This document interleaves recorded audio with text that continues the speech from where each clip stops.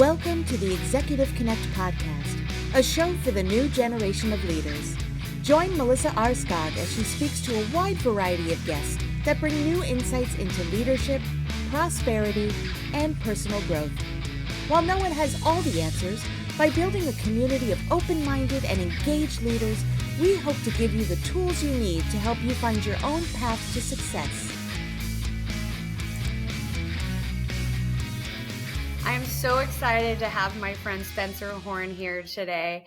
I have so many great questions in store for you, and I'm excited to speak with you and share your knowledge with our listeners. Thank you so much for being here today, Spencer. Melissa, thank you for having me on. I am so excited to be with you. I'm just so proud to even know you. Aw, you're so sweet. Okay, I have 5 questions I want to ask you, and I'm dying to know more about. As a woman leader, I'm just going to jump right in and ask you, can you share about the concept of flexible authenticity and how it applies to women executives and their leadership journey? Yes, absolutely. It may be strange talking to a man and getting advice on women leadership and positions like that. But just for our listeners, I work with women leaders all the time. I absolutely love working with women leaders for many reasons. First of all, 75% of my coaching clients are women executives. And I find that they are just so desirous and hungry to learn and to grow and to be better and to make a positive impact in the world and in their businesses. And it's like I have 3 daughters, five children, 2 boys and 3 daughters. It was so much easier coaching my daughters, because if I was, they wanted to learn how to play football. I mean, they would listen, and I would, all right, here's how you roll that. And when the boys would date my daughters, they were so impressed. I mean, they would say, your daughters know how to throw a football. It's because they listen. They want to learn. And my boys, they didn't want to, they didn't want any coaching, any listening. And I find that synonymous a lot of times in the workplace. So for me, it's just, it's a joy to talk to women. You know what? Flexible authenticity is a topic that I'm super passionate about, Melissa. And for several reasons. There have been thousands of studies of what makes a great leader. And I'm a behavioral analyst. You and I have spent some time together, and I've done some behavior assessments with you, and we've talked a lot about, how you show up and how others show up and how I do and the people that you work with. And that impacts a lot of our relationships and a lot of our outcomes. And so people ask me all the time, because of this experience that I have, Melissa, what's the best style for an effective leader? Well, the good news is that there is no one style. So no matter what is your natural way of behaving, you can be an effective leader. And those studies that I just referred, they say that there is one thing that has the biggest impact in every of those 1,000+ studies, and that is authenticity. To be real, to be able to connect with people, to not be fake and pretend you're somebody that you're not. But what's interesting is that this idea of authenticity, Melissa, I think derails a lot of careers and results, because what happens is, I can't behave that way, or I can't do this because that's not my authentic self. And I think there is a flawed sense of what it means to be authentic. And because of that, people are not achieving the results that what they want in their careers and their relationships and in how they work in the workplace. And it creates, I think, a lot of frustration and confusion. Yeah, I agree. I love that. I think, I forget what study it is, like Myers-Briggs or one of the studies I've taken. They say it's like 10 times, 100 times harder to be somebody you're not than just to be somebody you are naturally, and being authentic with it. So that kind of brings me to my next question. Being a woman that likes to make a strong impression myself, I think, many women in their leadership roles show up kind of strong and type A personalities. Oh, yeah. Can you help and maybe give us some insight On the balance between being assertive and confident without alienating other people within the organization or team. This is such a great question, Melissa, and it's important to be assertive, whether that if because you're talking about people that are naturally outgoing and engaging and goal oriented and driven, and in some cases aggressive, right? I mean, they have those tendencies, and that can get them into trouble. So can people who are more the passive's not the word, but maybe more patient, more waiting, or not naturally wanting to jump in. Being assertive for them, you just said, utilizing your strengths. Sometimes utilizing behaviors that are not our strengths seems unnatural. And Right. I am going to encourage, yes, everyone to utilize your strengths. But if you are not working on those areas that are challenging for you, then that's problematic. So for that person who is naturally driven and goal oriented, learning how to have increased patience can have a huge impact. It is going to take energy, however. If you're that person who is naturally more reserved and quiet and maybe avoiding jumping in right away, to learn how to be more assertive can have, and I'm going to share some stories, Melissa, and give you some examples. Please. Yep. But to talk about your example, so I coach people all over the world, and I'm currently coaching a project manager she's in the Czech Republic, and she's a project manager that has 6 direct reports, and she has a multinational team of project managers that are all over Europe.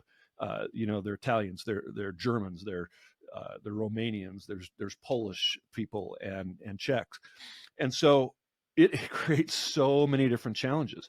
And what's interesting is, we think there's sexism and racism here in the United States.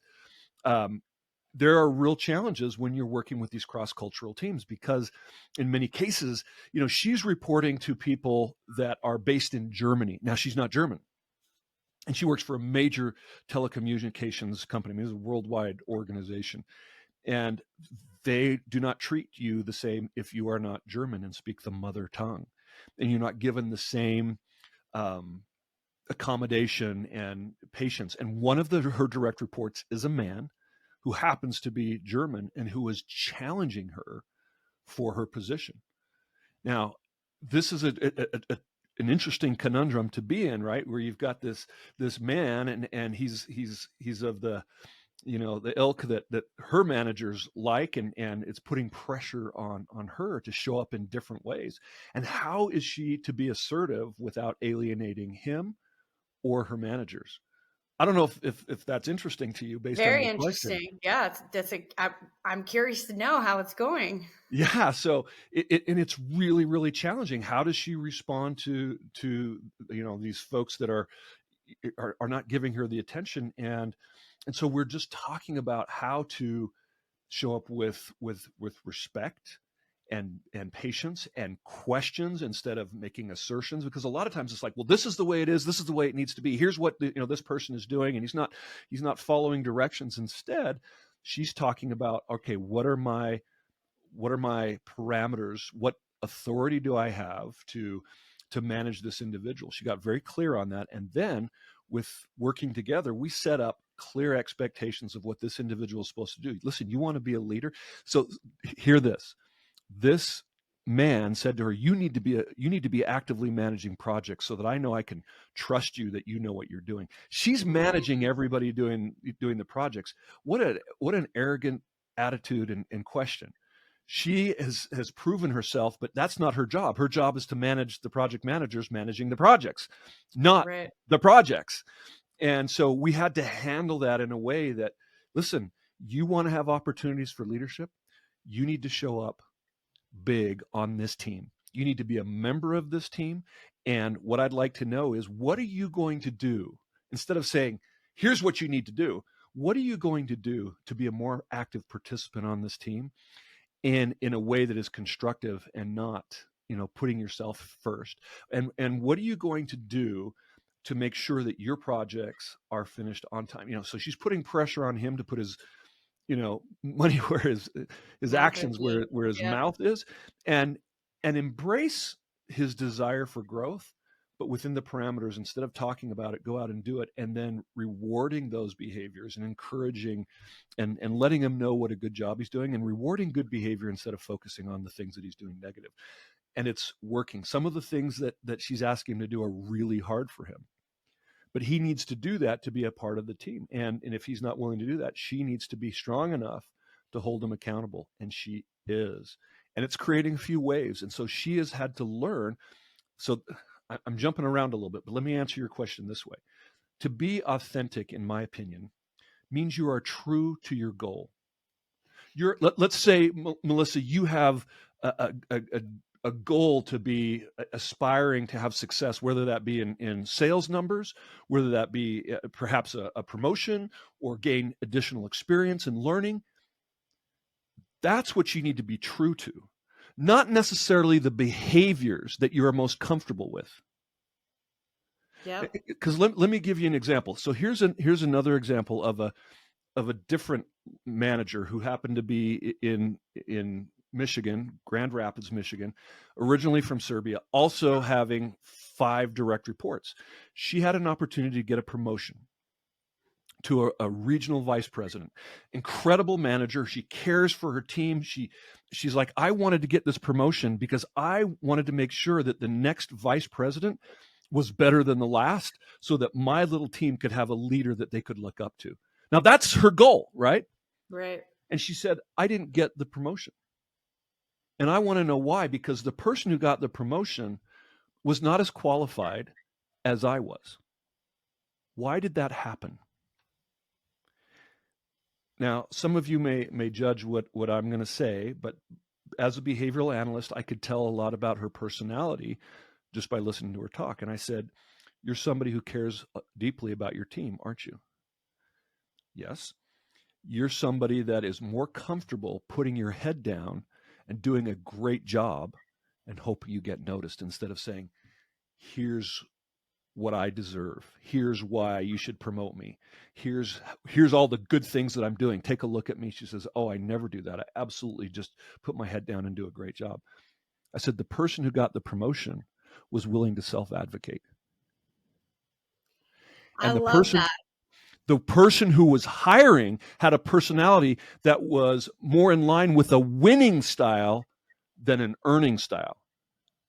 And so sometimes what happens, Melissa, is that in order for you to get that promotion, you've got to be willing to get uncomfortable so that you can achieve your goal, your vision. And that's a behavioral flexibility. So that's why I'm talking about flexible authenticity, is sometimes you have to get uncomfortable and behave in ways that are not natural. So another study that was done, and this is done years ago by the Hay McBear Consulting Group, they found the best leaders. And this was done with almost 4,000 leaders worldwide. That's a big sampling across all industries, across genders, races, professions. It doesn't matter. We're able to flex between 6 leadership styles, and I'm gonna tell you what they are. One, it's a coercive style. Do what I say. Do it now. Number 2 is an authoritative style. Come with me. Let me show you. Another is a democratic style. Hey, this is about building consensus and getting input and drawing out input from everybody. One's an affiliate style, where people are first, and we bring people together. One is a pace setting style. Follow me right now, and high goals and standards. Another is a coaching style. Now, I guarantee you, the people who are listening, and probably you, can identify with maybe 3 or 4 of those that you're good at. And you probably struggle with 2 or 3 of those. Would you agree? Yeah, I think as a leader, in my opinion, leaders are achieving something. Yeah. People that are true leaders, whether you're a leader of a sports team, or a leader of a division, or a leader of PMOs, whatever your role is, true leaders are achieving goals. Whatever Right. the goals are, whatever the mission is, they're achieving. There's difference between people that achieve and people that talk about leadership. So Yeah. you mentioned 6, and I would say each one of those traits are needed at a different time. So That's really right. good And leaders. sometime all in the same week, Melissa. Exactly. So good leaders zone in, okay, this person needs more coaching, or, this person needs more hands-on. I think you have to be able to do all 6 You in do. some capacity. But most people feel, well, you know what? It's hard for me to be coercive. It's hard for me to be that authoritative. And for those Yep. who are naturally good at that, it's hard for them to be affiliative and democratic Yep. and get everybody, you know what I'm saying? So it's hard because it feels unnatural. It doesn't Natural. feel Yep. authentic. Yep. And that's the problem. So this other leader that I was telling you about that didn't get the position because she was unwilling to self-advocate. She missed out on an opportunity. Sometimes you have to be able to step up and say, I want this. I deserve this. And not just for you, that's not comfortable, but on behalf of the team, which is the goal, right? You Right. want to care for them and be that regional leader that this team needs, then sometimes we have to step out of what is most comfortable for us. Yeah, I agree. I think too, advocating for yourself is there's a line, right? So sometimes if you push too much advocating for yourself, a lot of times leaders are like, oh, she's all about herself. She only cares about herself. But I find sometimes the people that are like that, what they're really looking for too, and the leaders that believe that about them, they're not being appreciated or they're not getting what they need a lot of times from their leadership. So, yes, advocate. Secondly, realize that if you're getting feedback that maybe you're advocating too much, step back and think about it. Like, what am I But advocating that's for? the flexibility that I'm talking about, because you're talking about people that may be naturally good at that. I'm talking about people in my experience, most women struggle with that self-advocating because it feels so selfish. I forget what the study is, but there was a study done. It just came up on a panel that I was on recently that, if women, there's a job that's whatever the job is, and a man has the 60% of the skill. They're like, I'm highly qualified. Right. I can do it 100%. But a woman has to have like, I think it was either 85 or 90% of whatever that job description says to actually even apply for it To or compete. consider. Yeah, That I forget what study it was. yeah, and so that's part of the challenge. And there is definitely an unfair um standard. And because you talked about the woman that is hard driving and so there's again, I've coached a lot, and there was another woman that I worked with and worked for a large Canadian firm, and she was new on the team, had lots of experience, and just came in immediately, was willing to speak up and advocate, saying, "Hey, we need to be doing these things differently," and it didn't go well because Right. she hadn't earned yet the trust of the team. You have to know, just as you said a minute ago, you have to know when to push and when to hold back, and that speaks a little bit different to what you said in the beginning. We have heard our whole lives, most of us, just utilize your strengths and you'll be happy. I believe that. Yep. However, I also believe that we have to work on those areas that are blind spots.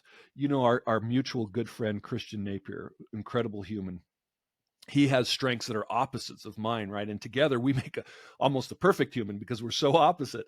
But we had Scott Hamilton, the gold medal skater, on our podcast together, and I think he won. From 1981 to 1984, he was unbeatable. Long story short, he woke up one morning and was number 2 in the world as a skater because the top 3 just retired from the 1980 Olympics. The number 1 skater, I believe it was Brian Orser, had strengths that were Scott's weaknesses. They Hmm. were what's called compulsory figures, right? He hated those, and he said they hated me back.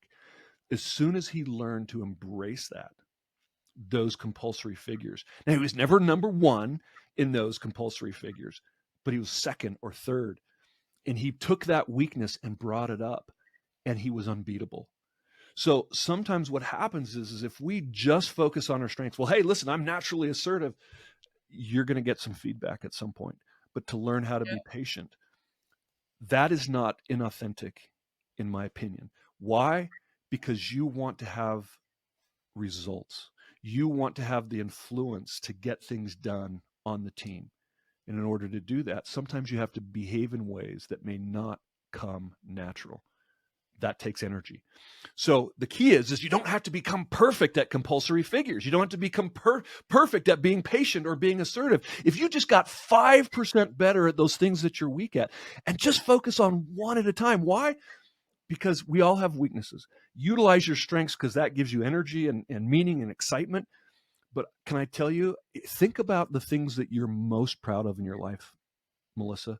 Was it the things that came easy, or was it the things you had to Definitely work for? no. It was the things that mistakes I made and learned from, right? So I Yes. always tell people, I'm like, make the mistakes is one thing, but learning from the mistakes. If you're making the same mistakes, whether it's work or personal, you're not learning. And you have to have kind of that, I talk about growth mindset. I love that. Make that the authentic self.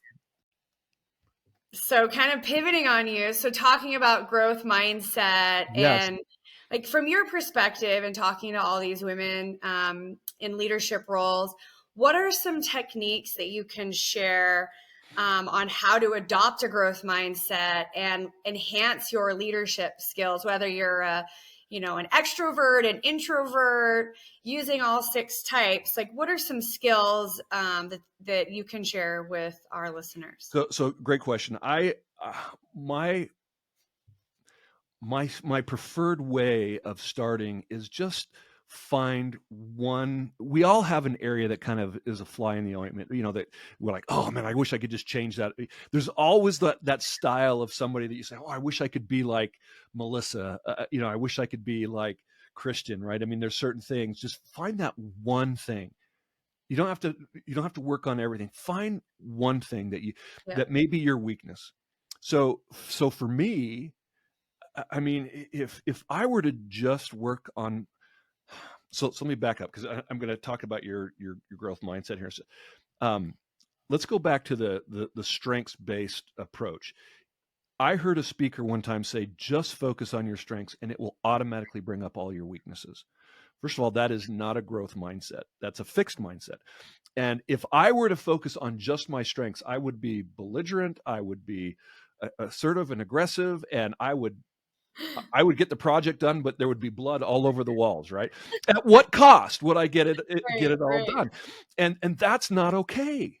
No. But I'm proud of the fact that I'm goal oriented and good at getting things done. But at what cost? Right. So have I've had to learn that I want to get things done, but I have to change my approach in order to do that. I have to get more buy-in. I have to get people wanting to do the work. Leadership is about doing important things, but it's about having a team of people that want to join you in your vision to do important things. And Yep. sometimes that means you can't just, push and shove. You have to invite. And so for me, it's about saying, I know that I can't do things the way I've always done, and instead of saying, well, that makes me a bad person, I'm a failure, that's a fixed mindset. A growth mindset says, you know what, this is an opportunity for me to learn and grow. I've made a mistake. I had an incredible mentor early in my career. Melissa's name is Kelvin Cullimore. I talk about him all the time. Christian knows his name by heart. But I was just out of college, had a master's degree, and again, thought I was doing a great job. He sat me down and he said, um, you're not achieving what I had hoped for you. And I want you to make these changes. If you can't, I'm going to have to replace you. I'm going to give you 6 months. Now, some people would say, well, that's harsh, right? But Right. because of the relationship that I had with Kelvin, I loved that man. I did not want to let him down. I knew he cared about me.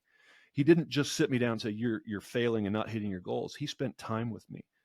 And he said, this is what I need you to do. Within those 6 months, and naturally, by nature, I have a fixed mindset. I have had to work really hard to shift into that growth mindset. In the 6 months after that, he promoted me, and I became a vice president of a publicly traded company at 27 years old. But part of that is because I had an incredible mentor. So to have a growth mindset is to, in my opinion, is to be goal oriented. It is to say, you know what, I've failed at doing it this way. I need to learn more skills.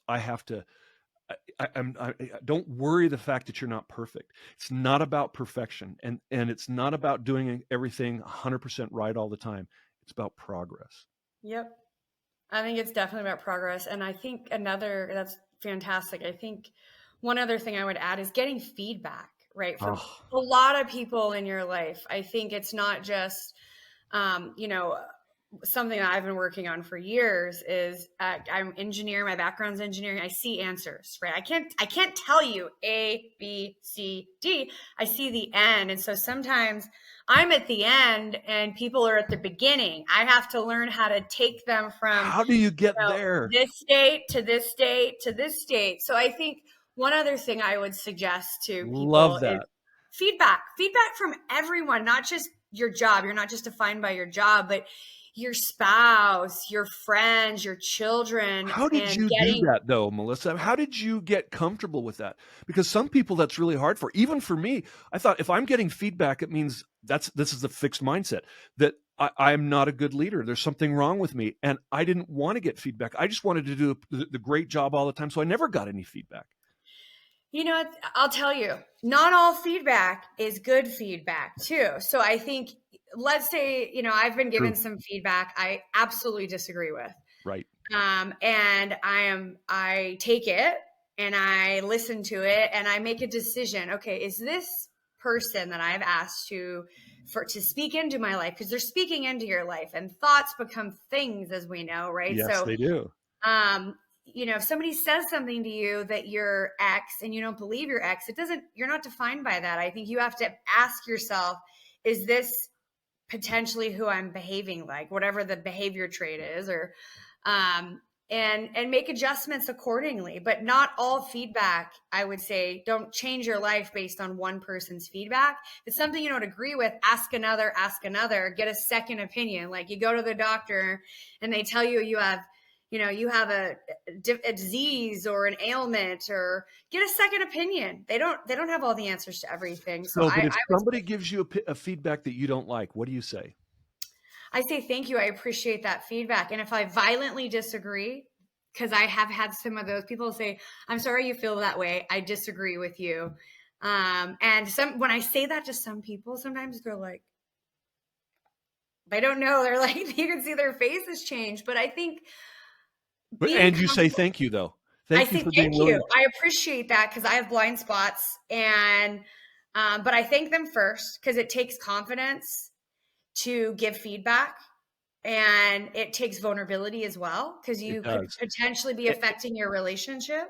And if you don't accept that feedback, I say if someone gives you a gift for Christmas, that an ugly sweater that you absolutely hate, do you say like, "This is the stupidest sweater I've ever received. Why would you give that to me?"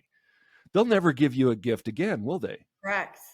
So you want people to give you feedback, and so thank them, even if you don't agree. And you're 100%. exactly right. And you can be Always. confident enough to say, you know what, thank you, and appreciate that, and I'll keep going with my life. But if you say no, pretty soon people will stop giving you feedback, and that's a dangerous place to be in. Exactly. And you should solicit feedback Yeah. from all areas of your life. Friends, I've had friends tell me, Melissa, you're so busy. I can never get in touch with you. And I have to step back and say, yep, you're right. I'm sorry. I'm being a bad friend and I'm going to do better. Yeah. And I've done that to several friends in my life, one of which I just met this past week. And we caught up, we, hugged and did all the things. But I think, I don't like the word work-life balance. It's more like integration these days. And I think we're going to make mistakes. We're humans.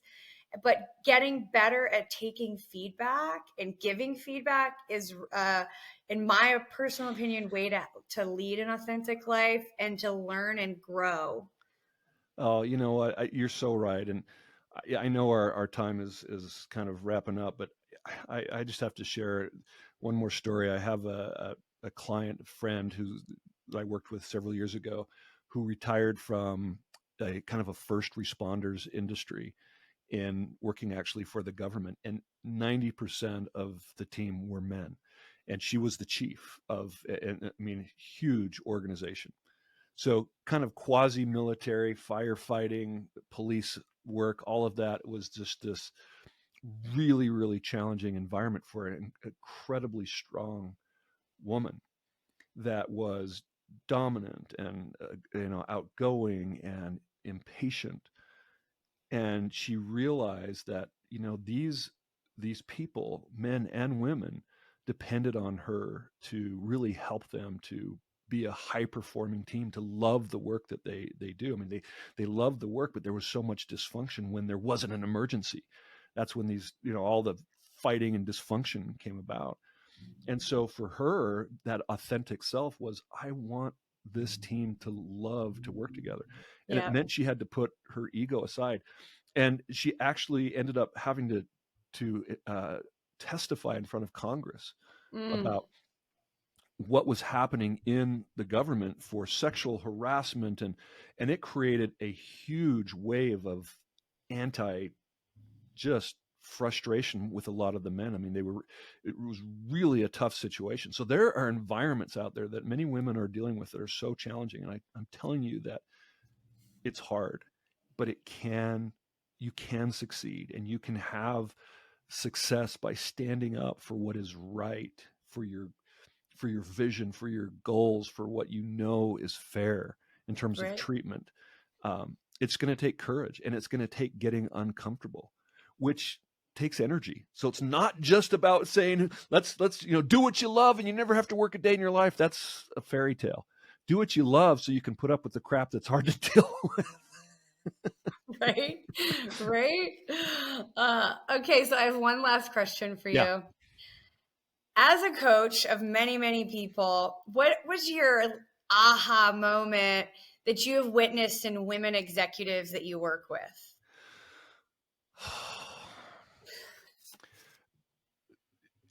Like the one thing, like what's one thing that, or three things that's really taken a person you've coached from here to there? you know, I think one of the biggest things that I've learned is to be assertive. Let's go back to that idea is such a great place to come from. And it means that you stand up for yourself without making others wrong. And that is something that once people learn that, it gives them permission to say, hey, I can self-advocate. And I'm doing that without, hey, I'm right, you're wrong. That's an aggressive, dividing type of style. And that's not what that's not what we want to achieve. Right. We have so much division in our society right now. We have, we're divided by political beliefs. We're divided by gender, uh, you know, ideologies, and by behavioral tendencies, and just by religious affiliations. We need to spend more time, instead of my aha is, instead of, here's my authentic self and it's me above everything else.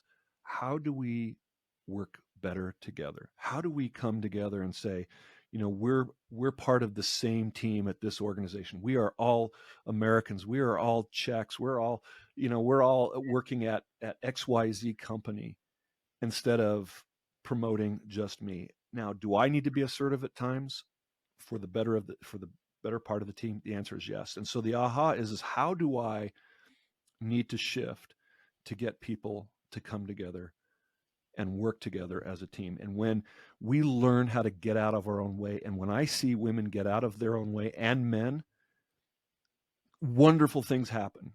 And it is hard work, and it takes humility and vulnerability, which you've already brought up in terms of receiving feedback. It takes vulnerability to say, I have I can be better. I can be more inclusive. We talk about inclusive, and there's so much more to look at diversity and equity in terms of just race, but more even in how we think and how we communicate. So my aha is, how do I change so that I can create more unity? I love it. I love it. And just closing the loop on authenticity, I think it's, I think of the book Curious George. It's taking a genuine interest in people, or if people are wearing, that I love your green shirt. Green's one of my favorite colors, and being genuine with the delivery of what you're delivering instead of saying, okay, I need to tell 5 people hello today. I need to make sure I tell 3 people that I like their shirt. People know when it's not authentic. They read it, they feel it. We're But if seeing, you're not feeling. authentic, that's maybe a good place to start practicing, and you'll get better. Exactly where I'm going is telling people, I see you doing big things. You've motivated me to be bigger and better. And there's women around me that I look up to, and I share with them, you make me better, you make me stronger. And share that with people, share those things, no matter what their role is or what they do. I think it's a one step towards being an authentic leader. Oh, and that's what makes you so great. I don't know if you remember when one of the first times I ever talked to you is I said, you are a person that can make other people uncomfortable just because of how naturally outgoing and successful and driven that you are, and can create jealousy or what other things. And by you doing exactly what you said, by turning the table and recognizing them and lifting them up, you flip the script on those types Oh of yeah, dynamics. I do. And I think the boys get a bad rap, but let's be serious. I am who I am because of all the men that have been part of my life since I was born. And I think all the difficult things and all the challenges have paved a way to where I am today. So I thank the men, I thank the women, I thank all the religions and all the cultures and all the people that have been part of my life, because they're the sum total of who I am today. Lovely. So, closing up here, I know your time. I want to, just thank you for being here. Thank you for sharing your insight. I love talking to you. I love hearing from you. Any final thoughts? Can you share with the listeners on how we can connect with you, learn from you, follow you, and then just any final thoughts? Yes, thank you so much, Melissa. It was wonderful to be on your show. I love to hear you, and your energy always get me so excited. I mean, you should have seen I'm spraying over here, and luckily everyone's far enough away; they're not getting the. Um, reach out on LinkedIn. LinkedIn is a great way to connect. I write articles. I have podcasts that you can just check out and learn. I mean, here I am, an older bald white guy with really big nose and tall, so I can scare a lot of people. But when you get to know me, um, I have learned a lot from my failings, and I have learned from great mentors and great people just like you. And I think one of the things that just the message that I want to leave is be willing.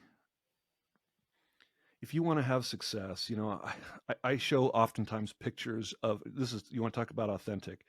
I show pictures of me on the top of the mountain, climbing mountains, and I'm all happy and excited. But then what you never see, and I show pictures of what it's like to get up there. And it is, I'm 280 pounds. And so it's, 6'7", carrying this carcass up that mountain is torture. So I had my Yeah. son take a picture of me. I said, people need to see, because I'm always showing them, woohoo, look at me, I'm on the top of the mountain. And it's hard work. Becoming the person and the leader and the husband, the wife, the partner, the parent that you want to be is going to take effort. Celebrate your strengths. So absolutely use them, but focus on one thing that you can get a little bit better. And I didn't give you the formula. Once let's say for me, I needed to be more patient and listen better. Um, I'm going to ask myself this question every day. Did I do my best to listen and be patient before responding? And I will rate myself on a scale from 1 to 10, and without judgment. Oh, I had a terrible day today, so it's a 3, right? And I average my score for the week, and I look, okay, this week I was a 7. My goal is to get to 8.5 or 9. Once I've gotten my focus on the behavior that I want, and I'm starting to listen and be patient, that's a habit now I've learned. I've started to put that weakness into now my strengths column. Right. Then I can work on the next thing. Don't Then it overwhelm becomes a yourself. habit, right? And you don't even have to think about it or grade That's it. the It's just growth habit. mindset. Yes, but keep it a narrow focus because it's gonna take energy. Just work on one thing at a time. Listen, don't Yep. overwhelm yourself with everything that you get to work on. Start with the one that you think will make the Yep. biggest difference and just get a little bit better. That's it. Yep. I love it. That is fantastic. Thank you so much for being here. Thank you so much for your time. I love it. To all the listeners, follow this man. He's fabulous and happy to call him my friend. Thank you so much for being here today. And I look forward to talking to you again soon. Thank you, Melissa. You've been listening to the Executive Connect podcast. If you have questions or ideas on how to bring leadership to the next level, email us at executiveconnectpodcast@gmail.com. And don't forget to subscribe so you can catch every new episode. Until next time.